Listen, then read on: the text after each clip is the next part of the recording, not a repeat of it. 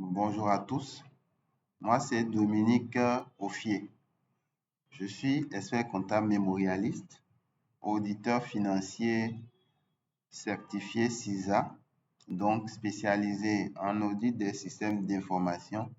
Je fais par ailleurs du développement de solutions informatiques et donc aujourd'hui je vais vous présenter l'un de mes derniers logiciels que j'ai développé pour accompagner les promoteurs de petites et moyennes entreprises qui évoluent dans le secteur de négoce, c'est-à-dire des PME qui achètent et qui revendent des marchandises. Alors, je vais lancer la connexion au logiciel GP Pro. Donc, il vous sera demandé donc de vous faire identifier, donc notamment renseigner le nom d'utilisateur et ensuite le mot de passe. Et c'est ce que je vais devoir faire ici. D'accord? En renseignant le nom d'utilisateur. Ensuite, indiquer le mot de passe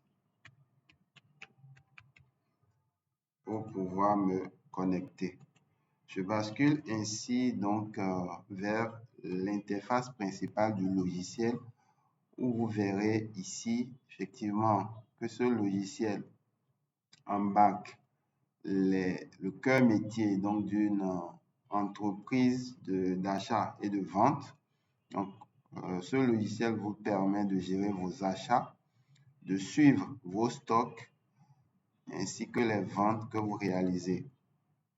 D'accord? Le logiciel vous offre ensuite un tableau de bord qui vous permet de visualiser l'évolution de la rentabilité de vos produits, donc les produits que vous vendez, les articles que vous vendez, quelles sont les marges brutes qui se dégagent donc de la vente de ces articles. Vous avez une analyse période par période que nous allons découvrir tout à l'heure. Ensuite, le logiciel vous permet de tenir votre journal de caisse, le journal de vente, et vous propose surtout un compte de résultats synthétique qui met en évidence le résultat qui se dégage donc de l'activité que vous avez exercée d'une période à une autre. Alors, on va maintenant découvrir le menu achat, d'accord, du logiciel. Alors, dans ce menu, vous avez la possibilité d'enregistrer les achats de marchandises ou d'articles que vous effectuez auprès de vos fournisseurs. Comme vous pouvez le remarquer, aucun article n'a encore été créé dans la base, donc il faudra créer en amont ces articles-là pour avant de poursuivre. Vous verrez par ailleurs également que ici, la liste des fournisseurs auprès de qui vous vous approvisionnez n'est pas encore créée. Donc, nous allons également créer la liste de ces fournisseurs-là avant de pouvoir poursuivre à travers les boutons que vous voyez immédiatement en haut là. Donc, je vais cliquer dans un premier temps sur créer nouveau fournisseur. Donc, je considère ATC SARL comme notre premier fournisseur. Je vais créer un second que je vais appeler Succès plus SAS. Donc, je valide. Après avoir créé les fournisseurs, si nous revenons ici, vous verrez que instantanément, ces noms-là sont rapatriés dans la liste déroulante qui est là. Donc, on va créer également les articles que nous commercialisons. Et donc, ici, pour aller vite, je vais devoir me référer à cette liste donc d'articles. Je suppose que ici, vous commercialisez des laptops Donc, je vais copier-coller et je vais valider ici. Un deuxième article, pourquoi pas, des ordinateurs de bureau que vous commercialisez également. Je valide. Et le troisième article que vous commercialisez ici, ce sont des onduleurs. Je vais valider également. Alors, dès que je crée les articles, je peux fermer, sortir donc de cette fenêtre. Quand je reviens au niveau de désignation, je peux m'apercevoir que les trois articles ont été effectivement créés et donc je peux saisir les acquisitions que nous avons effectuées concernant chacun de ces articles-là. Donc, je vais commencer par renseigner la quantité. Nous en avons acheté 40. D'accord, je vais vérifier à quel prix. Alors, il me faut renseigner, d'accord, ici, le prix d'achat total de l'article. Donc, le prix d'achat total des laptops, ok, ça fait 54 18 800. Ok. Ensuite, je vais renseigner le prix d'achat total de ma facture. Le prix d'achat de ma facture, c'est le total que vous voyez complètement en bas ici. 62 593 800. D'accord? Donc, je vais commencer par renseigner 54 08 800.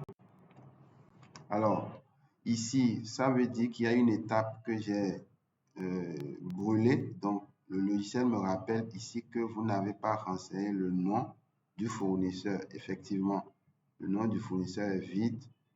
Je ne pouvais pas en fait renseigner la quantité sans que au préalable le nom du fournisseur ne soit identifié. Donc, je vais faire échappe 2 fois pour pouvoir sortir du message là. Je vais sélectionner mon fournisseur, renseigner les 40. Je vais mettre le montant total, les 54 18 800. D'accord? Et ensuite les 62 593 800. Alors, je vais m'assurer que j'ai mis la bonne information. Donc, 54 18 800, 62 593 800. Quand j'ai mis ces deux montants, je vais maintenant, si nous avons engagé des frais de transport, donc qui sont directement liés à l'achat, on va pouvoir les renseigner ici. Ou d'autres frais directement liés à l'achat, on va pouvoir les renseigner. Ici, je suppose qu'il n'y en a pas. Le montant que nous avons payé immédiatement, on va devoir renseigner le montant également ici.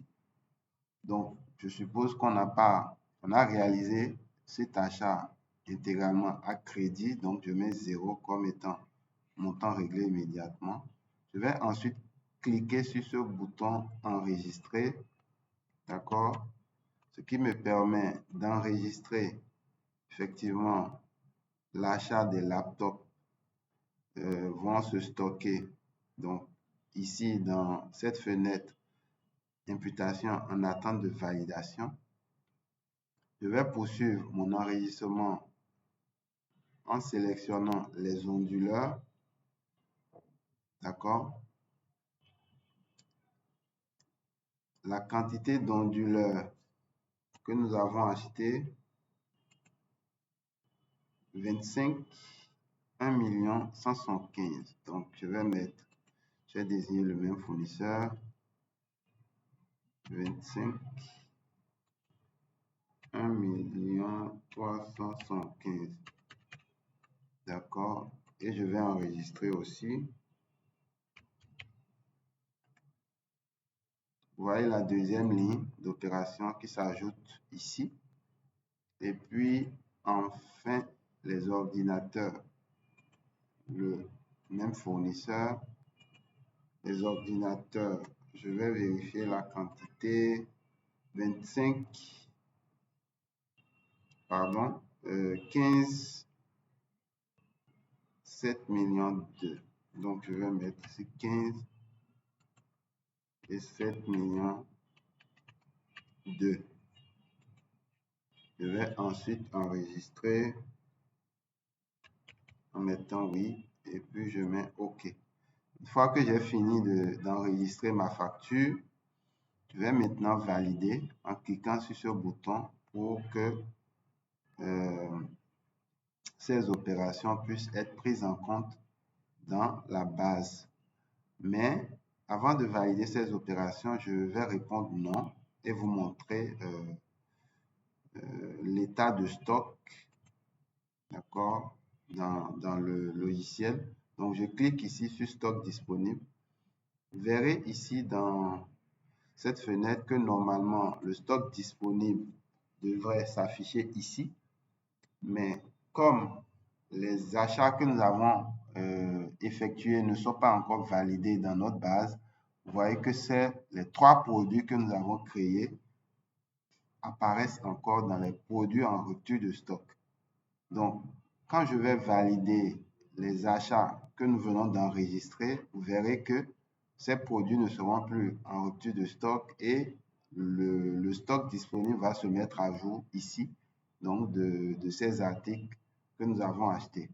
Donc, je vais repartir dans le menu achat, d'accord, et les enregistrements qui sont en attente de validation, je vais cette fois-ci les valider, d'accord. Une fois que je les ai validés, je peux maintenant sortir de cette fenêtre et me rendre compte que effectivement mon stock disponible s'est alimenté donc de ces acquisitions, ces 3 acquisitions, et effectivement les produits ne sont plus en rupture. Alors, ce qu'il faudra maintenant faire, c'est d'aller facturer, d'accord, c'est la vente de ces articles que nous avons achetés.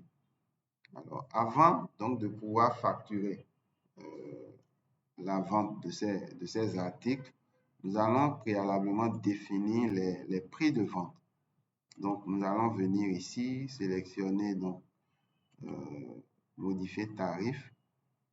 Ici, nous allons considérer que les laptops, on les vend à 2 millions, d'accord? Les onduleurs, 100 000 et les ordinateurs à 700 000. À tout hasard, donc on a défini ces prix-là. Ça me permet, d'accord, de retourner cette fois-ci dans le menu facturation vente, d'accord, pour vous montrer comment je peux effectivement facturer les clients qui se présentent donc au guichet de mon entreprise. Remarquez à l'entame que le solde disponible en caisse est nul, d'accord? Mais quand nous allons effectuer à la saisie donc des ventes et que nous aurions encaissé les produits de ces ventes-là, ce solde-là va se mettre à jour au fur et à mesure. Donc, il faudra, à partir de maintenant, désigner le client à qui nous voulons vendre nos produits. Vous verrez ici que par défaut, vous avez que cette ligne-là, donc qui est un client qui est créé par défaut dans la base, mais que vous choisissez au moment où vous ne souhaitez pas donc avoir l'historique sur le client en question. Maintenant, si vous voulez faire un suivi spécifique à un client, vous devez créer ce client-là en amont dans la base, qui vous permet après de pouvoir identifier clairement les opérations qui sont réalisées avec ce client-là. Sinon, ce client qui est intitulé 3INS, on va dire que c'est une sorte de client divers, en fait.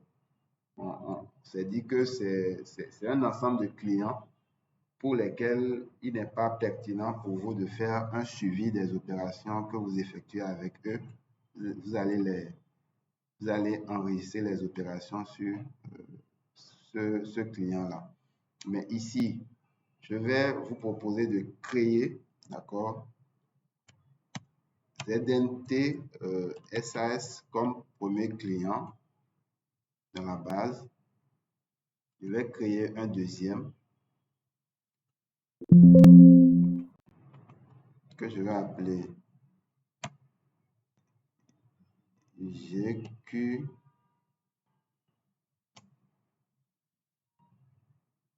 que je vais appeler accord plus SA. D'accord? Alors, je peux maintenant me rendre compte que automatiquement, ces deux clients que j'ai créés apparaissent dans la liste déroulante. Donc, je vais peut-être choisir le premier client là. Je suppose que ce premier client a acheté des laptops. Donc, automatiquement, quand vous sélectionnez la désignation du produit, le prix unitaire que vous avez précédemment défini est rapatrié ici. Vous avez ici un rappel du stock disponible de ce produit-là.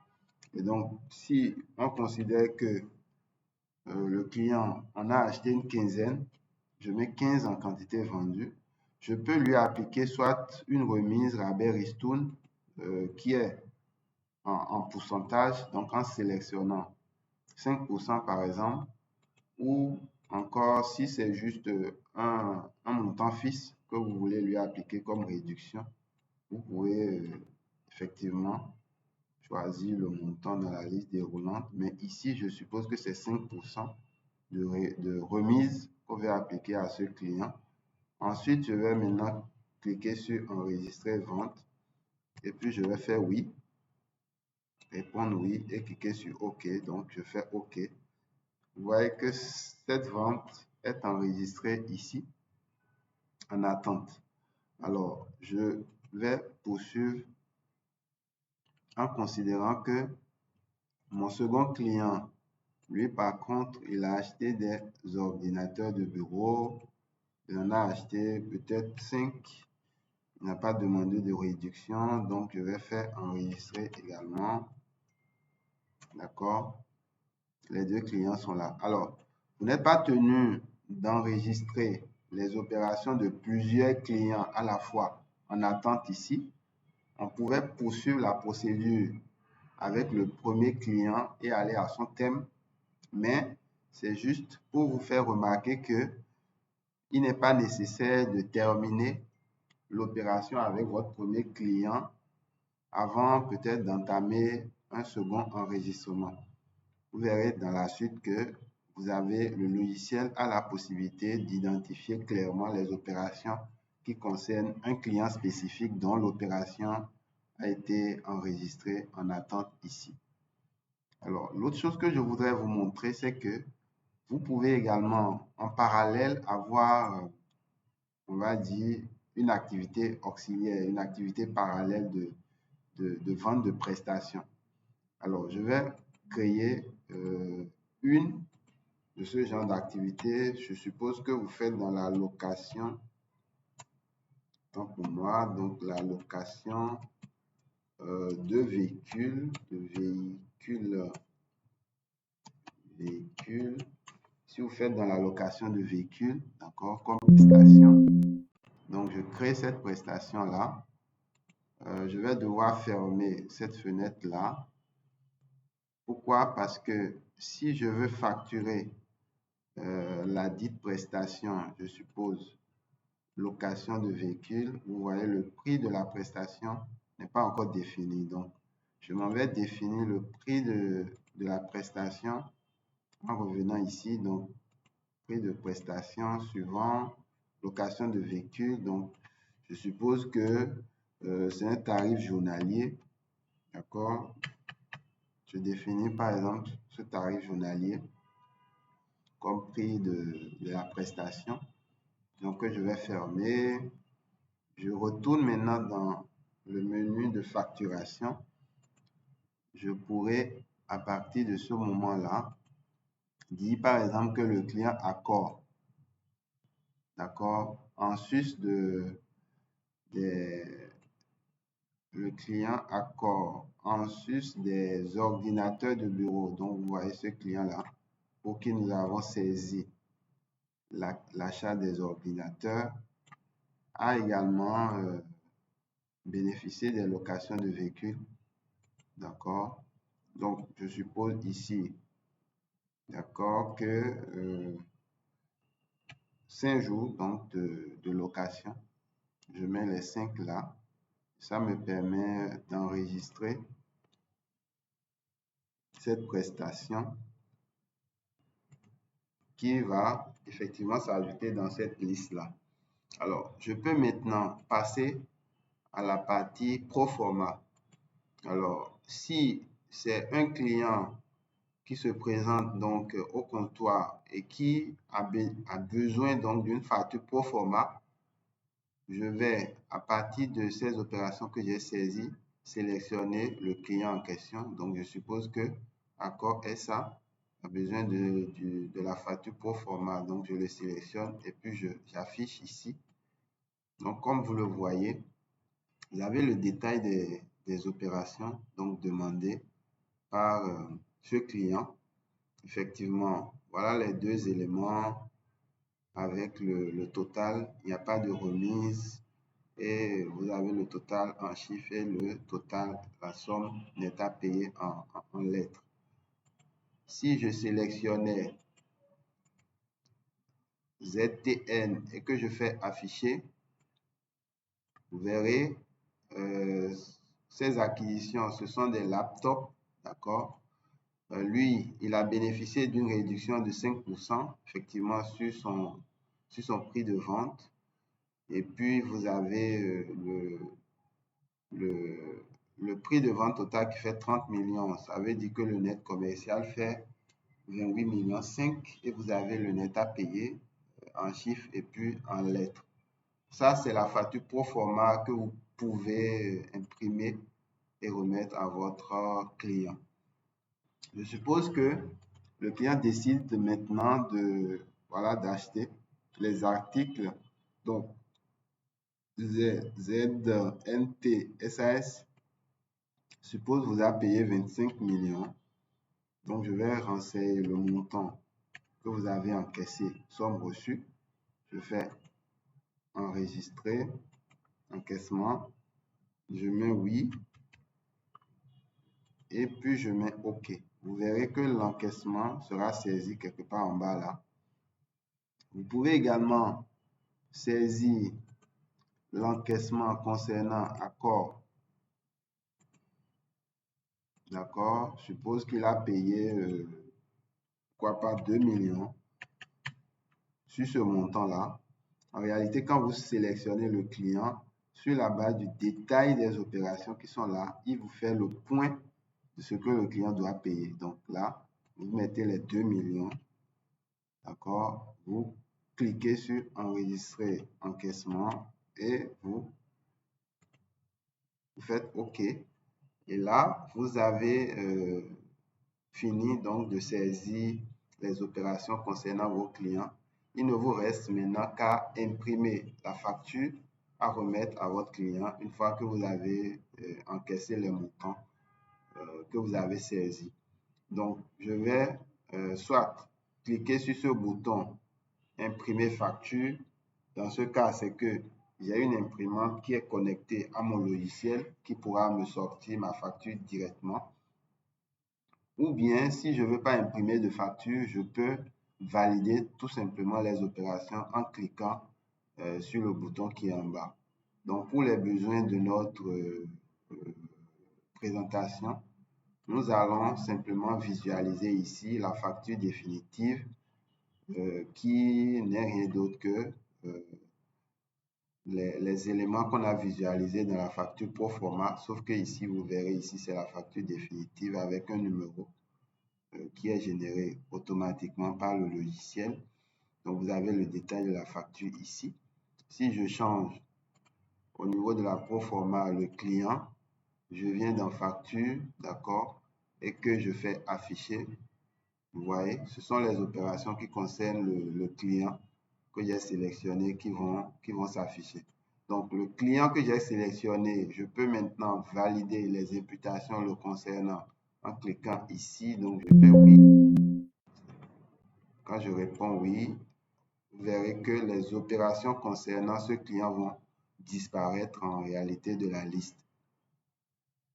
et puis je vais valider le second. Accord, d'accord. Dès que je sélectionne, je peux effectivement valider ici. Et donc, l'ensemble des opérations étant validées, vous verrez ici, on a encaissé 25 millions sur le premier client et 2 millions sur le second client. Effectivement, le solde disponible à la caisse est automatiquement approvisionné. Génial, n'est-ce pas? Donc, je reviens sur l'interface principale de mon logiciel pour vous montrer les autres informations que nous pouvons découvrir ici, les créances et les dettes. Alors, quand je clique là, effectivement, vous avez vos dettes vis-à-vis de vos fournisseurs, donc les fournisseurs auprès de qui vous vous approvisionnez. Souvenez-vous, on avait réalisé les achats à crédit, donc on reste devoir à notre fournisseur ce montant-là. Par contre, les deux clients à qui nous avons vendu au cours de la période nous ont payé au total 27 millions, donc à raison de 25 millions et 2 millions. Donc, il nous reste devoir 5 375 à raison de 3 millions 5, 1 875 pour le second. Je peux effectivement visualiser le détail des factures concernant l'ensemble des clients sur une période que je définis. Je suppose que je réalisais des opérations depuis janvier jusqu'à aujourd'hui. Je définis cette plage et puis je clique sur chercher. J'affiche ainsi le détail des opérations concernant tous les clients. Alors, vous avez un peu plus bas le solde à l'ouverture et le solde à la clôture. Donc, les créances sur ces clients à l'ouverture, c'est-à-dire au début de la date que j'ai défini ici, à la date de début, ça fait 0. Et le solde à la clôture, donc le solde à la fin, donc à la date de fin, ça me donne les 5 375. J'ai la possibilité d'afficher les opérations concernant un client spécifique. Donc, je renseigne le nom du client à ce niveau et je fais chercher. Ça me permet effectivement de voir que à l'ouverture, c'est 0. Il y a une seule opération avec ce client que j'ai encaissé. Et donc, il y a ce montant qui reste à encaisser. Alors, pour revenir, je vide cette zone-là et puis je fais encore chercher. Je peux sélectionner le deuxième client et afficher les opérations le concernant. Donc 0 à l'ouverture, 2 opérations et il reste nous devoir ce montant 1 875. Après, je peux imprimer le duplicata d'une facture qu'un client a précédemment déjà reçue en suivant ce lien-là. Je peux également exporter sous fichier Excel le détail des opérations qui sont affichées ici pour les besoins de l'entreprise. Je vous invite donc à fermer cette fenêtre et revenir dans l'interface principale du logiciel pour poursuivre donc la découverte des autres informations, notamment au niveau du tableau de bord. L'analyse donc de l'évolution de la rentabilité. Quand je clique sur ce menu, effectivement, j'ai dans un premier temps l'évolution de la marge brute totale sur les ventes. Donc, ça veut dire les ventes de produits. J'ai un peu plus bas l'évolution des recettes de prestations. Donc, qu'ils vous souviennent, on avait créé une activité secondaire donc de vente de prestations, notamment la location de véhicules.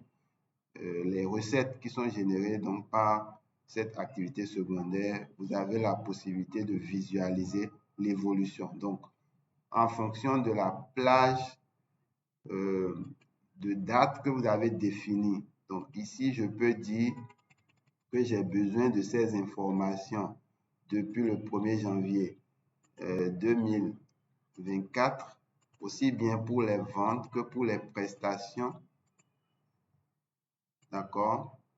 Je fais chercher. Alors, l'information ne change pas parce que les seules opérations que nous avons pour l'instant, ce sont les opérations de vente que nous avons enregistrées au cours du mois de novembre, donc le 11e mois de l'année que vous voyez. Alors, plus intéressant ici, c'est que au niveau de l'évolution des marges brutes sur vente ou bien de l'évolution des recettes de prestations, je peux choisir par exemple d'afficher, d'accord, les marges que j'ai réalisées uniquement sur les ordinateurs. Je n'ai pas besoin d'écrire totalement la désignation de l'article. Dès que je mets une partie donc, de la désignation de l'article, je peux cliquer sur chercher. Vous voyez ici que le montant de la marge a changé. Donc en réalité, les 1 100 000 représentent la marge que nous avons réalisée sur la vente des ordinateurs. Si je veux voir ce que la vente des laptops nous ont procuré, donc dès que je mets ce début, d'accord, je peux mettre chercher. Et donc vous voyez que effectivement la vente des laptops nous ont procuré ce montant-là. Mais quand je ne mets rien et que je fais chercher, j'ai le montant total qui représente la marge brute sur l'ensemble des produits. Donc, le logiciel est très dynamique, vous permet vraiment d'avoir des informations de manière analytique sur l'évolution de votre activité. L'autre chose que je m'en vais vous montrer ici est très important, c'est la fiche client. Ici, vous avez la possibilité donc de savoir quand vous sélectionnez votre client, quelles sont les opérations que vous avez réalisées avec ce client. D'accord? Et total des ventes, les remises accordées, le montant encaissé et le montant que ce client reste à vous devoir. Ensuite, je vais vous montrer le journal de caisse et le journal de vente. Le journal de caisse, en l'affichant ici, vous verrez, c'est tout ce que vous avez encaissé. Donc, par rapport aux ventes qui vont apparaître à ce niveau. Ensuite, il y a les créances également qui s'affichent. Donc, ce qui n'a pas été encaissé. Donc, avec le solde de la caisse fin de période qui apparaît quelque part ici. Vous avez le journal des ventes. Ici, c'est le journal de l'ensemble des ventes, indépendamment que le montant soit encaissé ou pas. Mais vous avez le détail, donc en termes de montant brut et des remises qui ont été accordées également. Ces états peuvent être imprimés donc, pour les besoins de contrôle en fin de journée. Et puis enfin, vous avez, très important, le compte de résultat qui affiche, on va dire, le résultat que dégage votre activité donc, à l'issue d'une période bien définie. Avant donc de vous afficher le résultat qui est dégagé, je vous propose que nous saisissons d'autres opérations qui auraient été réalisées au cours de la période, notamment les opérations de dépenses. Je suppose que vous avez payé du salaire à votre personnel. Donc, je vais devoir saisir, d'accord, salaire, ok, salaire, je vais mettre peut-être novembre 2024, d'accord, de monsieur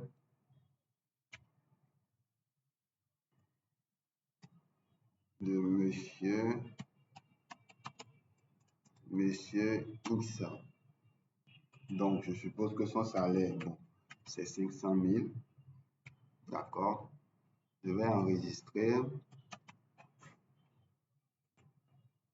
Alors, ça, c'est le salaire. Donc, si vous en avez d'autres, vous allez continuer, hein, vous allez saisir les autres. Je vais peut-être renseigner les loyers. Donc, loyer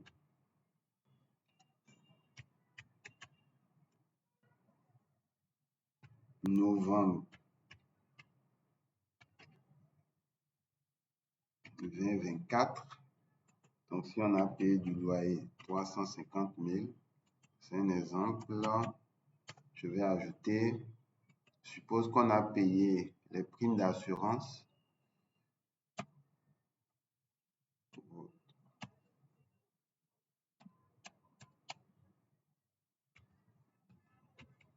Renouvellement, police d'assurance, je suppose 569 000, d'accord, que j'enregistre. Alors, vous voyez ici le solde disponible à la caisse, ce sont les 27 millions issus des recettes de vente. Dès que je vais valider donc ces opérations, ce solde-là va changer.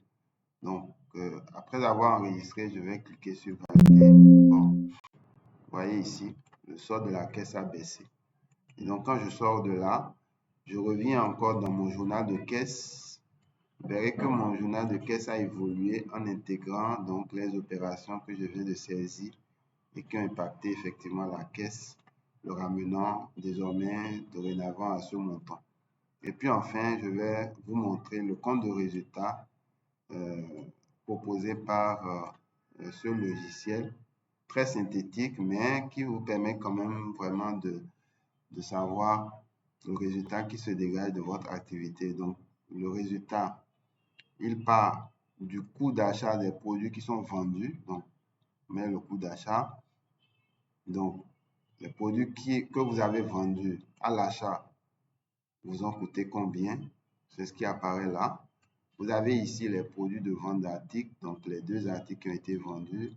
Vous avez les produits de vente de prestations, donc la location et les autres dépenses que nous avons imputées. Il se dégage donc un résultat de 8 millions 300 000 environ. Cet état également peut être imprimé donc, pour des travaux donc, de clôture et de vérification dans le cadre de votre activité. J'espère que cette présentation vous a plu. Sinon, moi, je serais ravi simplement donc, que vous preniez contact avec moi et que vous vous procurez donc cette application, ce logiciel très performant qui vous permet en tant que promoteur de PME d'avoir une visibilité sur les flux financiers que génère votre activité, mais également de savoir est-ce que votre activité est rentable ou pas. Je vous remercie et à bientôt.